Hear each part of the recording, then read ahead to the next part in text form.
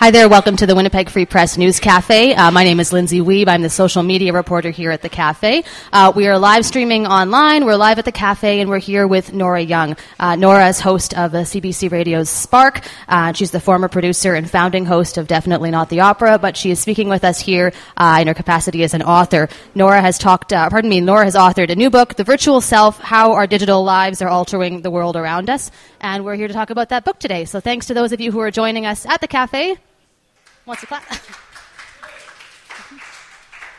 And thanks to those of us who are tuning in online, and thank you, Nora, for coming here today. My pleasure. I've heard a lot about the News Cafe kind of an environment and experiment, so I was delighted when you asked me. Really appreciate it. So I guess to start, for those of you who haven't had a chance to look at the book yet, it talks about the idea primarily of self-tracking, the how and the why of all the information that we compile about ourselves online and what becomes of that information. So I was curious to start, if you could talk a bit about what the term self-tracking kind of encompasses for you. Well, what I really wanted to look at was what I would call the statistical minutiae of everyday life. So I think we've talked a lot about oversharing on Facebook and confessional culture and all that. So this is really a little bit more about the daily ways, ordinary, everyday ways that we're keeping track of where we go, our reactions to the things around us, what we see, and so forth. So if I had to break them down into a couple of different areas, one would be just keeping track of what we're doing with our bodies. You probably know people who wear pedometers or run with their Nike Plus or their Adidas My Coach systems and track that online where they do their runs. Tons of people do that. There are innumerable apps for tracking fitness, health, what you eat, calories, all that stuff. There are whole sort of area of location-based tracking, so all those check-ins on Foursquare that people are doing.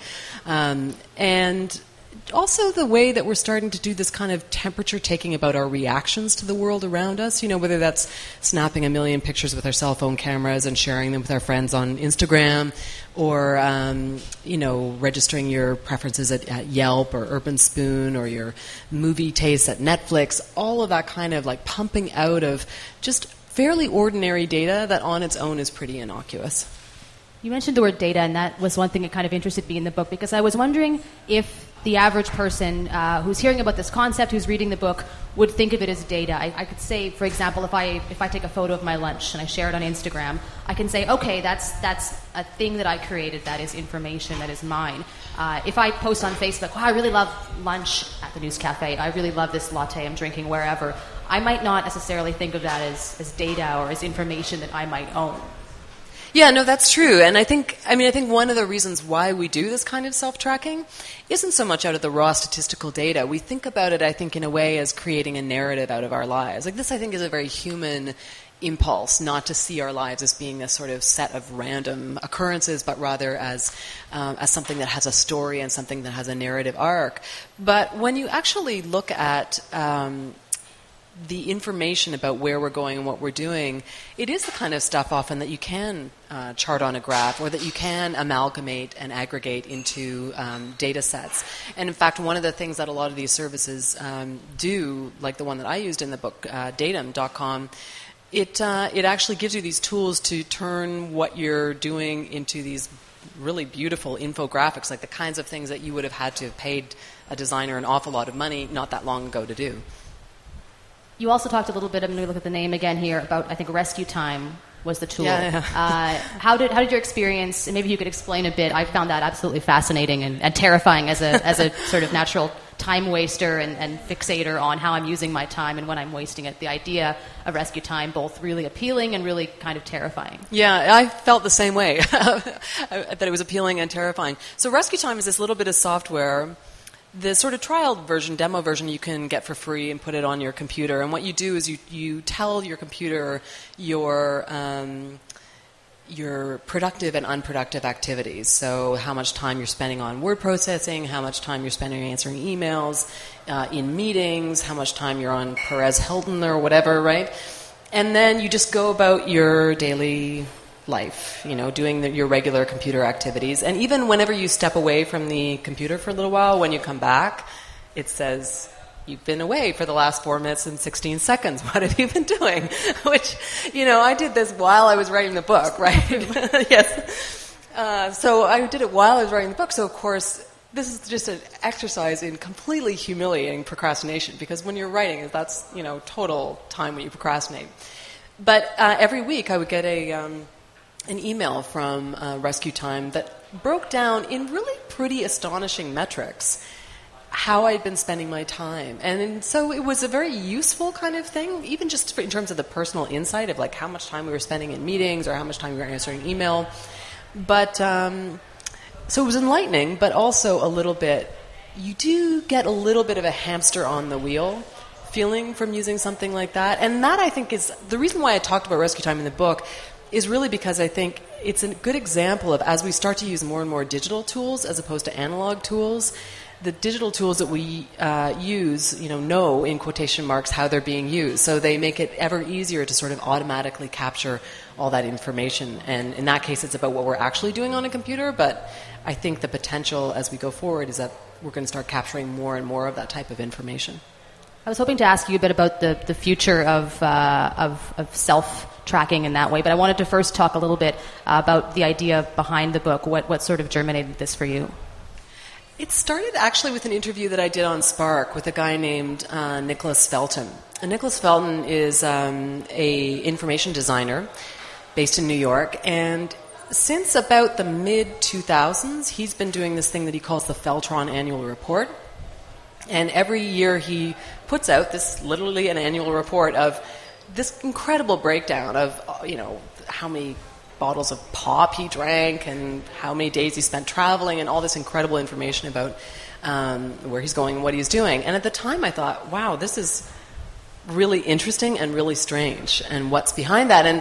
And as I started to think about it, I started to see that somebody like Nicholas was really just kind of the thin edge of the wedge, or the canary in the coal mine, in terms of really how easy it is for all of us to start doing more and more of this kind of stuff. So that made me think, well, maybe I'll look into that. And I have to admit I was kind of skeptical about it at first, but I did meet enough people who I thought were really using it in interesting ways to say, I think there's a lot of potential. I think there's a lot of potential for us as individuals and also as communities as well.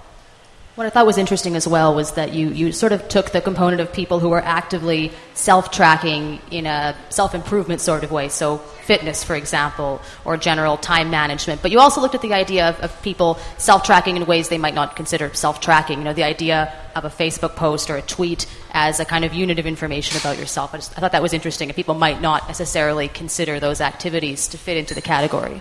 Yeah, and I think if you think about it, what are you doing when you're updating your status on Facebook or Twitter, except giving that kind of ongoing documentation about, where you're going, where you're moving, how you're feeling, what you're thinking, which I think is of a piece with that kind of impulse. It's the same impulse to give an accounting of your life and your whereabouts as when you engage in sort of more rigorous self-tracking. What would be the weirdest or the most fun app or tool or general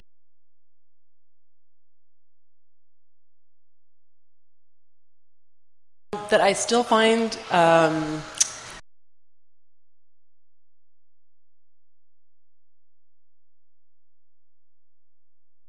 it's not too often. Incredibly popular for people to do things like take pictures of their food before they eat it, right? And just, here's the glass of iced tea I had at the news cafe, here's the hot dog I had for lunch or whatever.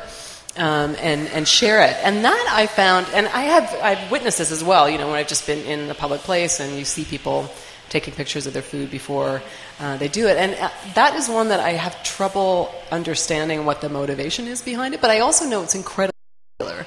And I think it really points to some of the why this stuff is taking off so much. Because first of all, because it's so easy to do, because we have these cameras with us. They're often, they can be geotagged with location data. They're so easy to share with people. It's the kind of thing that if you were going to do that in an analog era, take film photographs of everything you ate and put them in an album or whatever, that would be really, really, really obsessive. But now it's just so easy, and we have these huge abilities to store enormous amounts of data that otherwise completely normal people are taking pictures of what they eat. I just had an image of someone going to Zellers and collecting their folders of photos of food from months and months earlier that have been sitting in drawers, and it's a great image. One thing I was going to talk about a little bit were the privacy concerns linked to data tracking on the business level. You talked about sort of the individual sharing of information, but also the information that's being aggregated, collected by businesses, by various groups, by cities, by municipalities. And I was curious, I guess first a little bit, if you could describe what some of the privacy concerns are that have been mentioned more commonly. Well, I think, first of all, at the individual level, the main privacy issue, I think, for a lot of us is not so much that we are oversharing, but what happens when information is taken from one context and put into another. And, of course, this is a feature of digital. This is one of the reasons why we love digital so much, is that it's very good at doing that. But at the same time, it means that information that can be totally innocuous in one context, when it's put with other information, can suddenly not be quite so innocuous. And so what I wonder about is what happens when you have all these little streams of data that you're putting in your Flickr account and your Twitter stream and this account and that account and that account, and you start to put them together.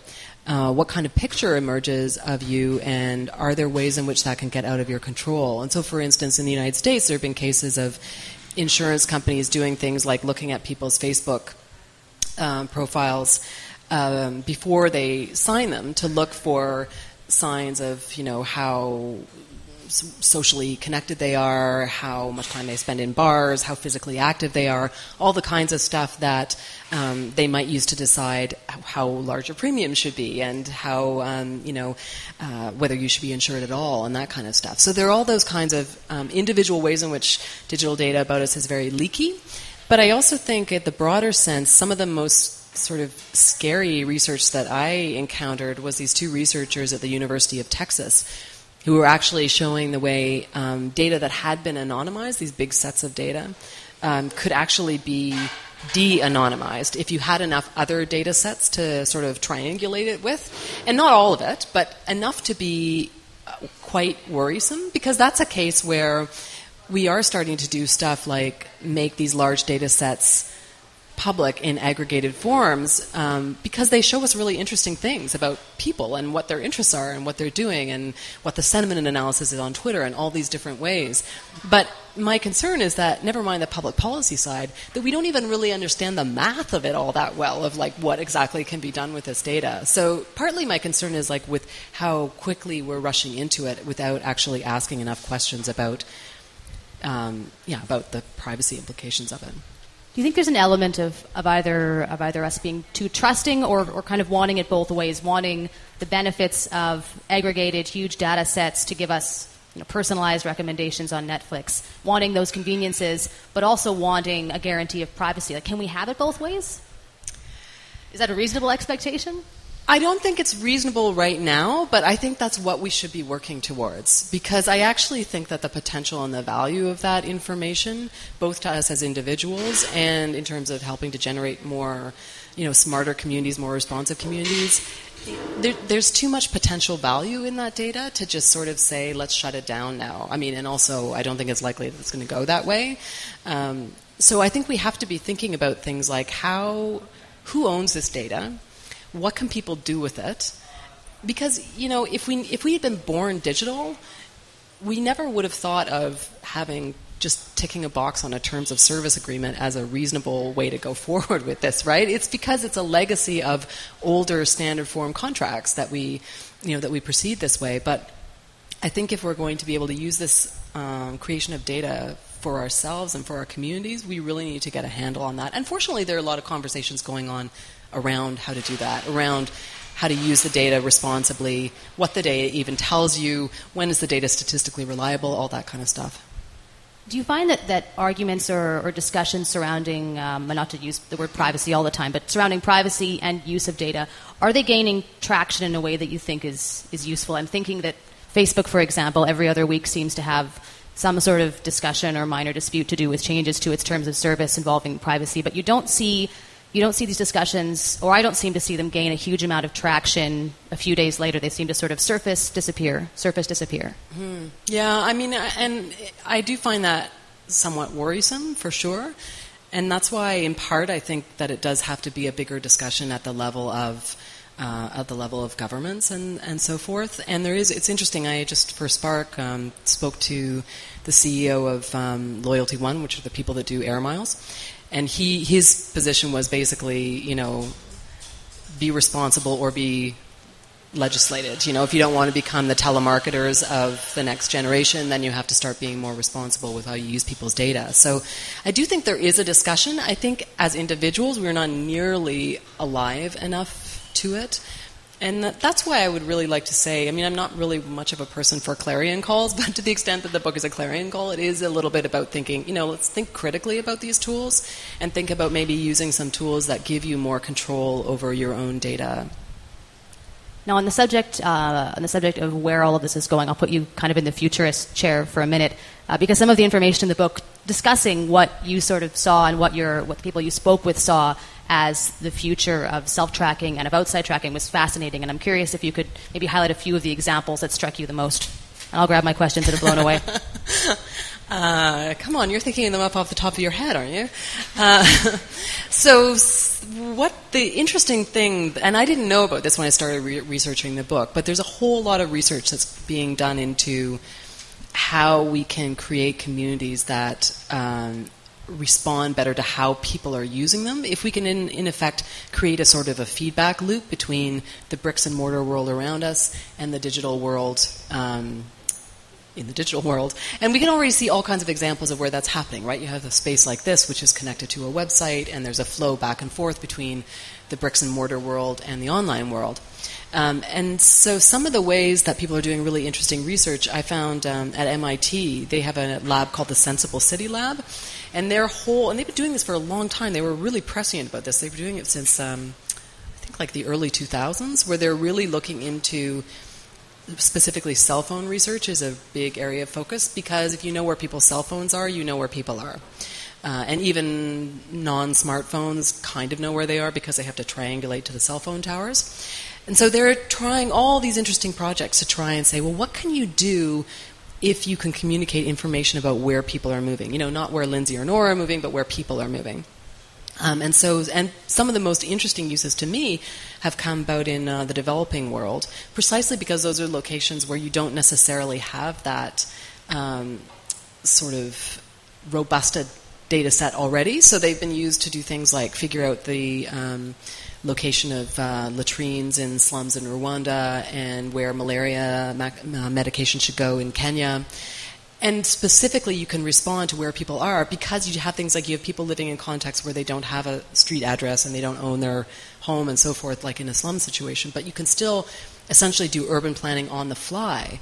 And that I think is really exciting. And there are tons and tons of examples out there of how people are using these kinds of tools to create more responsive communities. And one of the things I talk about at the very end of the book is about the Internet of Things and what happens when we're not just talking about smartphones and tablets and laptops, but when we're talking about the environment around us being dispersed with little bits of computational intelligence that's networked to the Internet. And when you can start to think about all of the sort of information that you can gather about your environment and the role that we individuals might play in contributing that information about the environment. And there's a project that exists right now called Patch Bay. It's run by some guys based in the UK, and they're trying very early versions of what it would look like to use this Internet of Things. So they're giving people relatively simple tools. I have to say, you still have to be fairly techy to use it, but relatively simple tools to gather sensor data about the world around you, like that could be air pollution data or information about what's going on in your home, and communicate that to the Internet and be mapped. And it's been used to really great effect in places like in Japan after the earthquake and the tsunami to monitor Geiger counter readings and all kinds of stuff. And there are tons of these like little, because we're so early in this process, and that's what I find so fascinating, is it's not like it's DARPA planning this. It's like these little startups all over the place thinking up interesting ways to use this data. What was the question I was about to ask now? I was curious what reaction you've had so far to the book. I know it hasn't been that long, but have you had, how has it been compared to what you would have expected? Well, when I started working on the book, I started working on it at the beginning of 2010. So it was really at that point I was kind of taking a flyer that this was going to start happening. But I think in the last sort of 6 months, it seemed like there seemed to be so many more examples of the phenomenon of self-tracking that I think it's resonating with people in a way that I'm very grateful for, because I was a little bit nervous of whether people would recognize this in their own lives. I think that people generally are concerned about their privacy, but because all of this has been so piecemeal, I think we haven't really seen anything that's made us kind of stand up on our hind legs and go, whoa, let's talk about this. So I hope that that's part of what the main thing I would like the book to do is to just engender conversation, because, I'm a journalist. I don't have answers. I have questions, right? So that's what I hope for. What I may do is I'll have one more question for you, and I may we're not mic'd for it, but if anyone has questions in the crowd, I'd be happy if you want to shout them out. I can shout them back, and we can do it that way. The last thing I will ask is, given the time it takes from a book to be published, written, edited, going to press, out into the hands of readers, a lot can change, particularly when we're relating to technology, which moves so very quickly. Is there anything, if your book was heading to press right now, that you would quickly squeeze in there that's a great example you couldn't get just because it was a month or two out? I wish I'd had a bit of more time to explore Facebook timeline, because I think that was one case where, for a lot of people, you suddenly had this moment where, even if you didn't think you were self-tracking, you suddenly realized when Facebook brought all this stuff together in one sort of online diary that, like, whoa, A, they've been keeping all this stuff, and B, this is like a remarkably large picture of, and I think I probably would have used that as kind of my grounding image for, almost a foundational moment in how we think about this kind of data collection. Thank you. Are there any questions in the room right now? Not off the cuff? I have a question about the difference between, would you describe a self, the difference between a virtual self and a real self? Is there a difference? I wonder if you could talk about that. I'm just going to repeat that back for our microphones here. You're asking for the difference, in Nora's terms, between the virtual self and the self, the personal self. Is that correct? Well, actually, one of the things that concerns me, and this is more of the wool-gathering philosophical side of me, is that I think that there's a lot about ourselves that we can capture using these digital tools, but we certainly can't capture all of it. And the main thing I feel is that there's so much that you can't track about what it means to have a body. You can track, and we do track, the body's performance. But what I fear we lose is really that sense of the kind of, what I would say is the wisdom of the body that comes when you really listen deeply to your own body. And I think that we're, in a lot of ways, when we're not in the gym, we're kind of body denying in a lot of ways, and denying about the sort of intelligence that comes from non-cerebral sources. And that, I think, is really what I worry about with that is once we value the data so much, do we devalue the stuff about what it means to be human that doesn't fit into those kinds of digital things, right? And, we see this all the time when we have social networking profiles that require us to keep lists of things and lists of preferences and so forth. And actually, it was a sociologist that I talked to years ago who first tipped me off to this, that there are lots of reasons for marketing reasons and lots of reasons for getting to know people, why lists are a good thing. But really, is that all you are, is a series of lists? And especially, is all you are a series of lists about your favorite television shows and your favorite music? Like, aren't you more than that? So that, I think, is that the undervaluing of what can't be digitized, I think, is a real risk. That's really well put. Are there any other questions before we wrap her up? Okay, thank you all very much for coming out today. Thank you for tuning in to our live stream. Nora Young's new book is called The Virtual Self, How Our Digital Lives Are Altering the World Around Us. It's a fabulous read. I would encourage you to check it out. I would also encourage you to swing by the Park Theatre tonight. Nora is speaking as part of the International Writers Festival Thin Air's signature series this evening. I believe it starts at 8 p.m. at the Park Theatre. It should be a great evening, along with I'm going to get the name wrong of the musicians. Carl Kohut Electric Quartet. Exactly. Fantastic. Okay, great endorsement. Thank you very much, everybody. You can check out a replay on our site later today. Thank you. Thank you. Thanks for coming.